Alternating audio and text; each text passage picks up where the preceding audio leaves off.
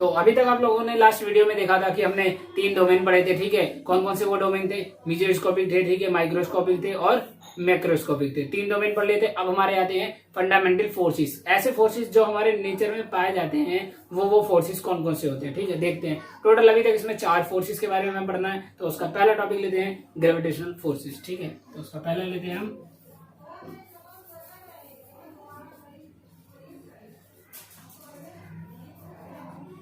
Fundamental forces, ठीक है। तो इसका फर्स्ट पार्ट हमने लिया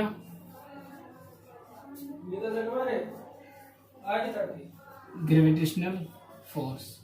इसका फर्स्ट पार्ट हमने लिया ग्रेविटेशनल फोर्स, ठीक है। तो ग्रेविटेशनल फोर्स के बारे में पढ़ते हैं कि होता क्या है। एक्चुअली में देखा होगा आपने, ज्यादा सुना ही होगा कि ग्रेविटी वर्ड बहुत ज्यादा यूज होता है कि ग्रेविटी की वजह से हम यहाँ पे हैं। और यहाँ तक कि आइजैक न्यूटन जो हमारे साइंटिस्ट थे, बहुत बड़े साइंटिस्ट थे, उन्होंने भी ग्रेविटी का ही खोज किया था। तो उसी के बारे में पढ़ेंगे ग्रेविटेशनल फोर्स होता क्या एक्चुअली में, कैसे खींचता है एक दूसरे को। अब देखते हैं क्या होता है। कोई भी मान लीजिए 2 ऑब्जेक्ट है, ठीक है, 2 ऑब्जेक्ट है, ये 2 ऑब्जेक्ट है, ठीक है। इन दोनों का कुछ ना कुछ मासेस होता है। जैसे मास हो गया इसका m1 ले लिया हमने, इसका मास हो गया m2 हो गया, ठीक है। ये इसका सेंटर है, ये इसका सेंटर है, ठीक है।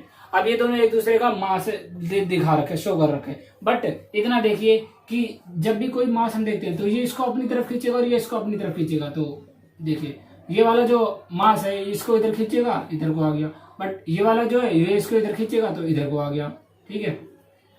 तो ये एक दूसरे को आपस में खींचेंगे। अब यहाँ से यहाँ तक कि मैंने डिस्टेंस को r मान लिया।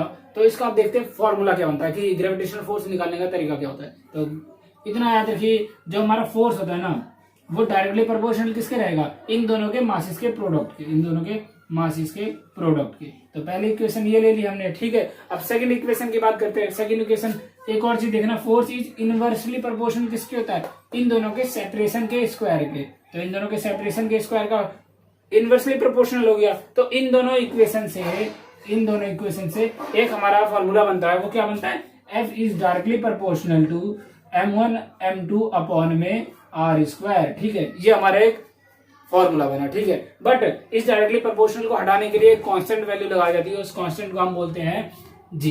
तो F equal to G m1 m2 upon में r स्क्वायर, ठीक है। ये इसका फॉर्मूला हो गया। अब इसकी डेफिनेशन के बारे में पढ़ते हैं, ठीक है, कि इसकी डेफिनेशन एक्चुअली में बनेगी कैसे। डेफिनेशन बनाने के लिए कुछ नहीं करना आप लोगों को, जो फॉर्मूला दे रखा है उसी फॉर्मूले से घुमा के डेफिनेशन लिख देनी है, बस, और कुछ नहीं।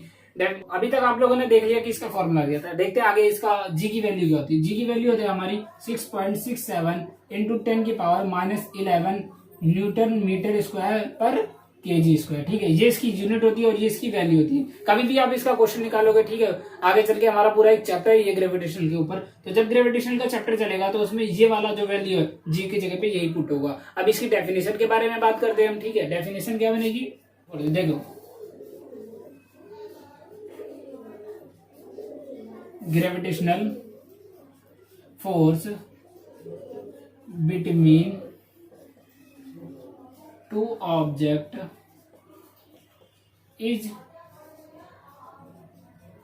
Directly proportional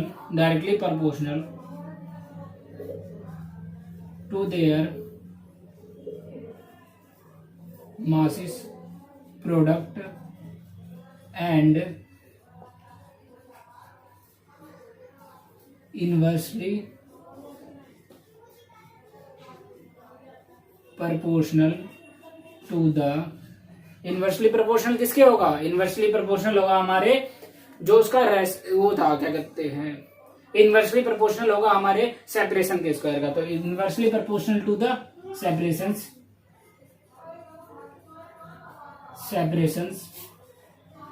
square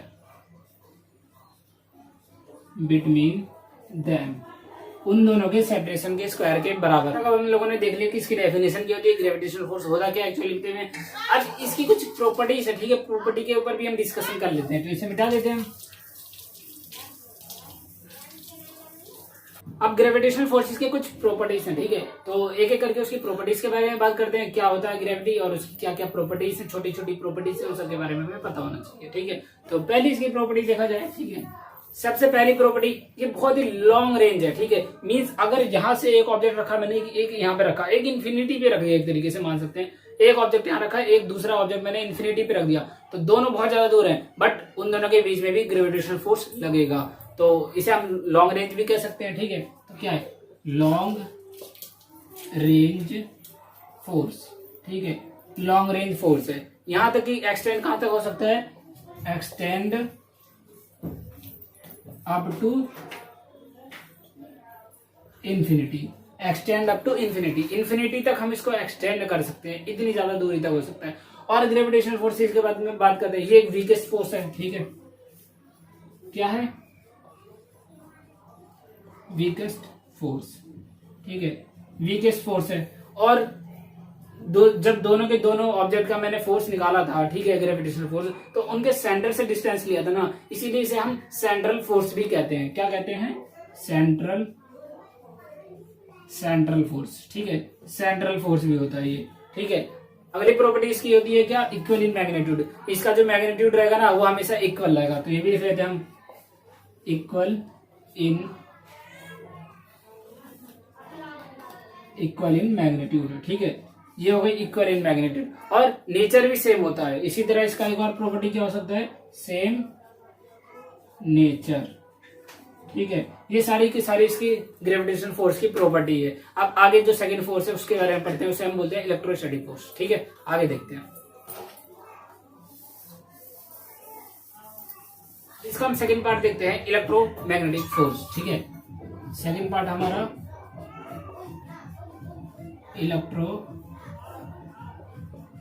electromagnetic force. ठीक है, सेकंड पार्ट हमारा इलेक्ट्रोमैग्नेटिक फोर्स। तो इलेक्ट्रोमैग्नेटिक फोर्स की बेसिकली दो चीजें पे होती है, एक तो चार्जेस एट रेस्ट और दूसरा चार्जेस एट मोशन। दो केसेस आते हैं, एक तो चार्जेस एट रेस्ट और second is charges at motion. तो देख लेते हैं कौन कौन से आते हैं। एक आता है हमारा charges at rest and second is charges at motion. ठीक है, ये दो केसेस आते हैं हमारे, एक तो चार्जेस एट रेस्ट और दूसरा चार्जेस एट मोशन। अब चार्जेस एट रेस्ट में क्या आता है, बेसिकली जो रुका रहेगा, रुका मतलब क्या है, स्टैटिक। तो हमारा इलेक्ट्रोस्टैटिक आता है चार्जेस एट रेस्ट पे, इलेक्ट्रोस्टैटिक फोर्स होता है इसके अंदर। ठीक है, बट इसमें इलेक्ट्रोस्टैटिक के साथ इलेक्ट्रोमैग्नेटिक भी आएगा, दोनों के दोनों आते हैं, तभी मोशन में आता है। तो क्या क्या आ गया, इलेक्ट्रोस्टैटिक प्लस में इलेक्ट्रोमैग्नेटिक। ठीक है, दोनों के दोनों फोर्सेस आते हैं। अब एक एक करके देख लेते हैं दोनों होता क्या है। चार्ज एट रेस्ट पे भी देख लिया और इलेक्ट्रोस्टैटिक फोर्स भी हो गया। ये दोनों अलग अलग करके एक एक अलग अलग चैप्टर आएंगे, बाकी वो सब 12th में आएगा, 11th में इतना ही है। अब इसके कुछ एग्जांपल्स होते हैं, कौन कौन से इसके फोर्सेस के एग्जांपल आते हैं, कौन कौन से फोर्सेस इसके अंदर आते हैं, उसके एग्जांपल देखते हैं। तो एग्जांपल्स देख लेते हैं। ठीक है, एग्जांपल में सबसे पहले हम देख लेते हैं फ्रिक्शन फोर्स। ठीक है, फर्स्ट हमारा फ्रिक्शन फोर्स है। फ्रिक्शन फोर्स लगता है कैसे, जैसे भी कोई ऑब्जेक्ट है, ठीक है, ये किसी एक ऑब्जेक्ट पे रखा हुआ है, ये हमारा सरफेस है। ठीक है, अब अगर मैंने इसको आगे को धक्का दिया, ठीक है, अगर मैंने इस वाले ऑब्जेक्ट को, ए ऑब्जेक्ट को आगे को धक्का दिया, तो जो बी वाला ऑब्जेक्ट है ना, यहाँ पे फ्रिक्शन लगाएगा, इसको अपोजिट डायरेक्शन में लगाएगा, तो अपोजिट फोर्स होता है, इसको हम फ्रिक्शन फोर्स कहते हैं। और दूसरा एग्जाम्पल लिख लेते हैं, दूसरा हमारा होता है टेंशन फोर्स। ठीक है, दूसरा टेंशन फोर्स कब आता है, जब किसी भी ऑब्जेक्ट को हम नीचे लटकाते हैं, ठीक है, तो लटकाने की वजह से, उसकी वेट की वजह से जो फोर्स लगता है वहां पे, ठीक है, उसके थ्रेड पे या उसकी रस्सी पे जो फोर्स लगेगा उसे हम टेंशन फोर्स कहते हैं। ठीक है, अगला एक और देख लेते हैं हम,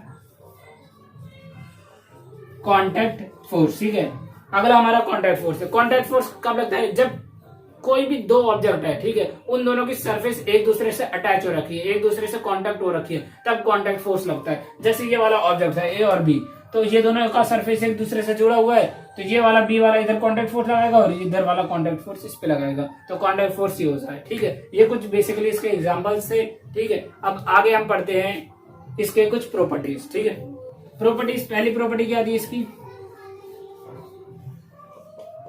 प्रॉपर्टीज। फर्स्ट प्रॉपर्टी में हम देखेंगे कि जो सेम चार्जेस रहेंगे ना, वो एक दूसरे को धक्का देंगे, मींस एक दूसरे को रिपल करेंगे। अगर पॉजिटिव चार्ज है और ये भी पॉजिटिव चार्ज है, ये दोनों मेरे पॉजिटिव चार्ज हैं, ठीक है, जब मैं इन्हें पास लेके आऊंगा ना, तो इन दोनों में एक फोर्स लगेगा और ये एक दूसरे को धक्का देंगे, तो उसी को कहते हैं, वो हमारा इलेक्ट्रोमैग्नेटिक में ही आता है। तो क्या होगा, same charges ripple each other and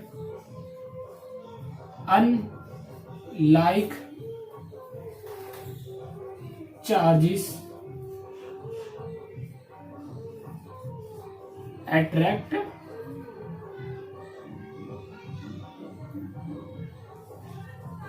each other। जो अलग अलग चार्जेस रहेंगे वो एक दूसरे को अट्रैक्ट करेंगे। तो मैंने ले लिया एक, मान लो यहाँ पे मैंने पॉजिटिव ले लिया, प्लस क्यू चार्ज ले लिया, एक और ले लिया मैंने पॉजिटिव का प्लस क्यू ले लिया। ये दोनों पॉजिटिव चार्ज ले रखे हैं, ठीक है, दोनों प्लस क्यू गए हैं। ये एक दूसरे को क्या करेंगे, रिपल करेंगे। इसको रिपल करेगा, इधर को जाएगा, ये इसको रिपल करेगा, ये इधर को आएगा, ठीक है। इसकी डायरेक्शन इधर हो गई, इधर की डायरेक्शन इधर हो गई। अब दोनों में क्या होगा, एक फोर्स लगेगा। उस फोर्स की वैल्यू क्या आती है, अगर चार्जेस की बात करेंगे तो फोर्स की वैल्यू रहेगी F = 1/4 pi epsilon not into Q1 Q2 upon में R²। जो Q1 और Q2 है ये है Q1 और ये Q2, ठीक है। तो ये हमारी फोर्स की वैल्यू हो जाती है किसमें, इलेक्ट्रोमैग्नेटिक में। इसका भी आगे एक चैप्टर है, तो इतना ज्यादा टेंशन लेने की जरूरत नहीं। अभी हम ब्रीफली नहीं पढ़ रहे, बस बेसिक पढ़ रहे हैं। ब्रीफली हम चैप्टर्स में पढ़ेंगे जब पूरा चैप्टर चलेगा, ठीक है। तो इसी तरह अगर कोई किसी का डाउट है तो मुझे कमेंट बॉक्स में पूछ सकता है, ठीक है। अब इलेक्ट्रोस्टैटिक फोर्स की बात कर लेते हैं, ठीक है। क्या होता है इसका फॉर्मूला, मीन्स इसका डेफिनेशन, ठीक है।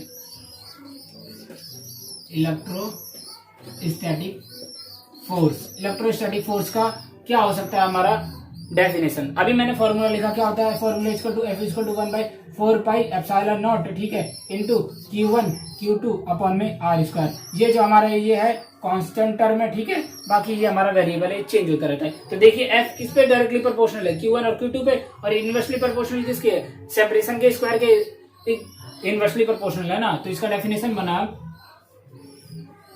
Electrostatic force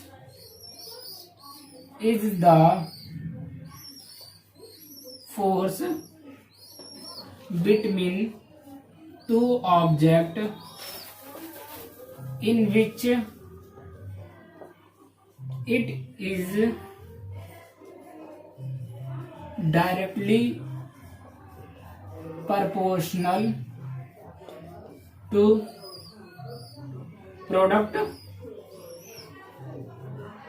of charges and inversely किसके प्रोपोर्शनल है, इनवर्सली उसके सेपरेशंस के स्क्वायर के प्रोपोर्शनल है। तो इनवर्सली प्रोपोर्शनल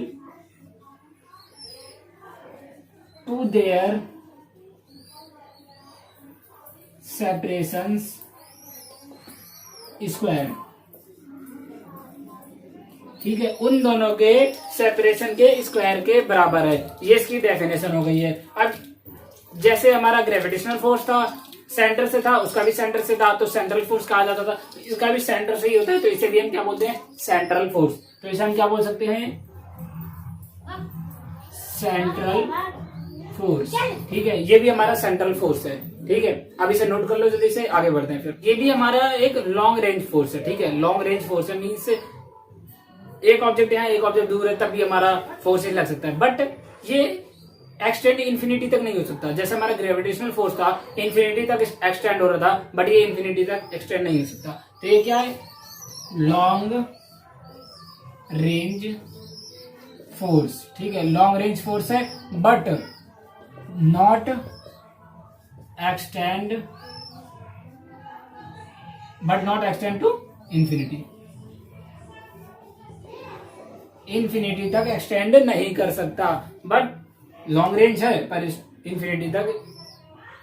देखिए अब इसका जो थर्ड आता है हमारा, थर्ड होता है हमारा स्ट्रॉन्ग न्यूक्लियर फोर्स, उसके बारे में पढ़ते हैं। थर्ड हमारा है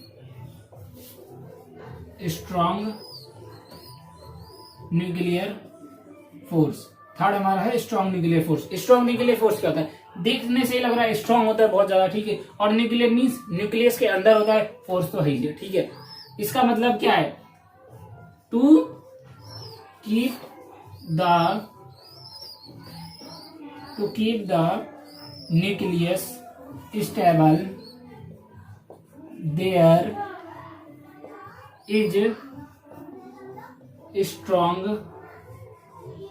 force between the particles inside. That force is called strong nuclear force. उसी को हम स्ट्रॉन्ग न्यूक्लियर फोर्स कहते हैं। मतलब न्यूक्लियस के अंदर जो जो पार्टिकल पाए जाते हैं ना, न्यूक्लियस के, एक ये न्यूक्लियस है, ठीक है, इसके अंदर कौन कौन से होते हैं, प्रोटॉन वगैरह होते हैं। तो इसके अंदर एटम है, एटम के अंदर न्यूक्लियस है ना, तो न्यूक्लियस के अंदर जो जो हमारे पास पाए जाते हैं, तो बेसिकली स्ट्रॉन्ग न्यूक्लियर फोर्स वही होता है कि न्यूक्लियस के अंदर जो जो पार्टिकल्स पाए जाते हैं उन दोनों के बीच में जो जो फोर्स लगता है उसकी वजह से स्ट्रॉन्ग हमारा स्टेबल रहता है। दैट्स द रीजन हम इसे स्ट्रॉन्ग न्यूक्लियर फोर्स कहते हैं। तो स्ट्रॉन्ग न्यूक्लियर फोर्स किसके किसके बीच में लग गया, जैसे ये हमारा है, यहाँ हमने प्रोटॉन रखा, यहाँ प्रोटॉन रखा, दोनों क्या है, पॉजिटिव पॉजिटिव है, ठीक है। पॉजिटिव पॉजिटिव चार्जेस क्या करते हैं, एक दूसरे को रिपल करते हैं, इधर को धक्का देगा, इधर को धक्का देगा, इसी वजह से दोनों एक दूसरे को स्टेबल करके रखते हैं। तो इसीलिए हम इसे स्ट्रॉन्ग न्यूक्लियर फोर्स कहते हैं। बट ये सेंट्रल फोर्स नहीं होता, क्योंकि इसे हम सेंटर से नहीं देखते, तो ये सेंट्रल फोर्स नहीं हो सकता। और ये लॉन्ग रेंज भी नहीं है, शॉर्ट रेंज है, ठीक है, बट बहुत ही ज्यादा स्ट्रांग फोर्स है, बहुत ही ज्यादा स्ट्रांग फोर्स है, इसीलिए इसे हम स्ट्रॉन्गेस्ट फोर्स भी बोलते हैं। और एक तरीके से देख सकते हैं कि इलेक्ट्रोमैग्नेटिक से ये 100 गुना ज्यादा स्ट्रांग होता है, ठीक है। तो इसी तरह चौथा आता है हमारा, चौथा फंडामेंटल फोर्स हमारा कौन सा होगा, वीक न्यूक्लियर फोर्स। चौथा होगा हमारा वीक न्यूक्लियर फोर्स। नाम से ही दिखा रहा है कि वीक है, बट ये एग्जिस्ट कहां करता है, देखते हैं। ये होता है हमारा वीक न्यूक्लियर फोर्स, ठीक है। ये हमारा एक वीक न्यूक्लियर फोर्स होता है। एग्जिस्ट कहां करता है, एग्जिस्ट इन, किसमें एग्जिस्ट करता है, एलिमेंट्री पार्टिकल्स, ठीक है। एलिमेंट्री पार्टिकल्स के अंदर एग्जिस्ट करता है। एलिमेंट्री पार्टिकल्स हमारे होते क्या है, एक तो होता है हमारा बीटा पार्टिकल, ठीक है, बीटा पार्टिकल, एंड दूसरा कौन सा होता है, एंटी न्यूट्रोनो, ठीक है, एंटी न्यूट्रोनो। एक आता है हमारा बीटा पार्टिकल, दूसरा होता है एंटी न्यूट्रोनो। इसके एक इक्वेशन दे रखा है, कैसे दिखाया जाता है देखते हैं। तो देखो न्यूट्रॉन, ठीक है, ये क्या, प्रोटॉन प्लस फिर बीटा डी के पार्टिकल आ गया, ठीक है, बीटा पार्टिकल आ गया, और फिर क्या होगा, एंटी न्यूट्रोनो। एंटी न्यूट्रोनो कैसे दर्शाते हैं, ठीक है, यहाँ पे हमारा क्या है, 0 है, ठीक है, 1 है, यहाँ -1 होता है, यहाँ 1 होता है और यहाँ 0 होता है। तो ऐसे करके न्यूट्रॉन को हम तोड़ते हैं, ठीक है। ये इसकी स्टैंडर्ड फॉर्म है, याद रखना। इसे हम बोलते हैं एंटी न्यूट्रोनो, इसे हम बोलते हैं बीटा पार्टिकल्स। अब इसकी फोर्स के बारे में बात करें, इसकी कुछ प्रॉपर्टीज है, ठीक है, उसके बारे में बात करते हैं। ये बहुत ही वीक होता है, तो ज्यादा दूर तक होता नहीं है। एक्सटेंड कितने तक हो सकता है, 10 की पावर -16 मीटर तक, बस इससे ज्यादा नहीं जा सकता, ठीक है। इसका फोर्स इससे ज्यादा नहीं जा सकता, 10 की पावर -16 मीटर तक ही वैलिड है, उसके बाद ये नहीं होता। और वीक भी होता है बहुत ज्यादा, बट ये सेंट्रल फोर्स नहीं होता, ठीक है। और बाकी लोगों से कम भी होता है, इसका फोर्स की वैल्यू कम आती है उन लोगों से, ठीक है। शॉर्ट रेंज फोर्स होता है, शॉर्ट रेंज फोर्स होता है। अब देखते हैं रिलेटिव स्ट्रेंथ क्या होती है, इन चारों में कौन ज्यादा फोर्स आता है, कौन कम आता है, इन सब पे डिपेंड करता है, देखते हैं।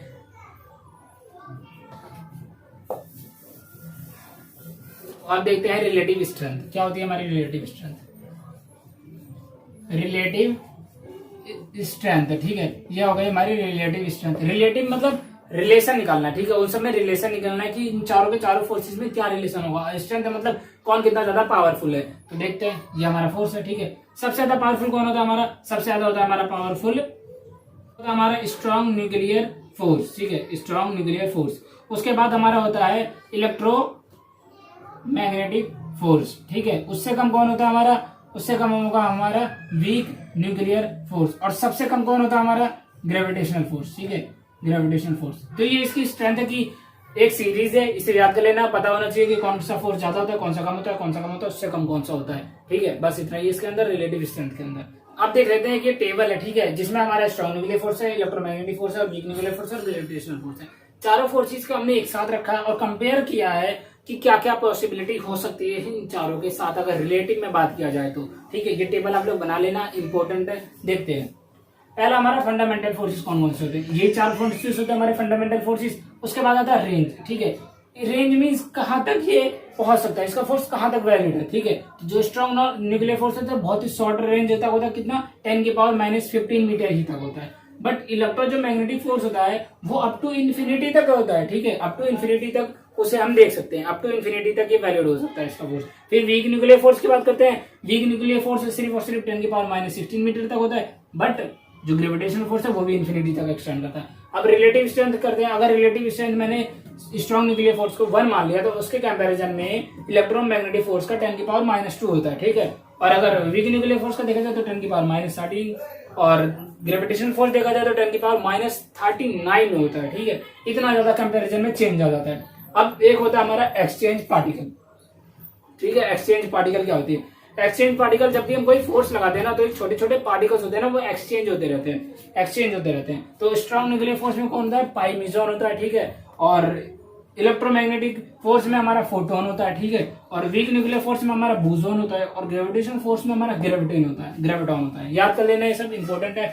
अब ऑपरेट्स बिटवीन, किसके किसके बीच में ये ऑपरेट करते हैं? जो स्ट्रॉन्ग न्यूक्लियर फोर्स होता है वो हमारे किस में करता है? न्यूक्लियस के अंदर, या फिर प्रोटॉन या फिर न्यूट्रॉन के अंदर ही, चार्जेस के अंदर ही होता था, ठीक है। बट अगर ऑपरेट बिटवीन इसमें देखा जाए हमारा इलेक्ट्रोमैग्नेटिक फोर्स में, मैंने बताया था +1 चार्ज होगा या माइनस चार्ज होगा, तो चार्ज इस पे डिपेंड करता है, ठीक है। अब मैंने वीक न्यूक्लियर फोर्स अभी पढ़ाया था आप लोगों को कि वीक न्यूक्लियर फोर्स में हमारा क्या होता है? बीटा पार्टिकल्स होते हैं या फिर एंटी न्यूट्रॉनो होता है। और अगर ग्रेविटेशन फोर्स की बात करा जाए तो वो तो बेसिकली बात है, दो मासेस होंगे, उन दोनों के मास के बीच में लगता है, ठीक है। तो ग्रेविटेशन फोर्सेस हो गया। ये टेबल आप याद कर लीजिए और लिख लीजिए। अगर इसमें कोई डाउट आता है आप लोगों को, तो नीचे कमेंट बॉक्स में मुझे कमेंट कर सकते हैं, मैं जरूर उसका आंसर दूंगा आप लोगों को, ठीक है।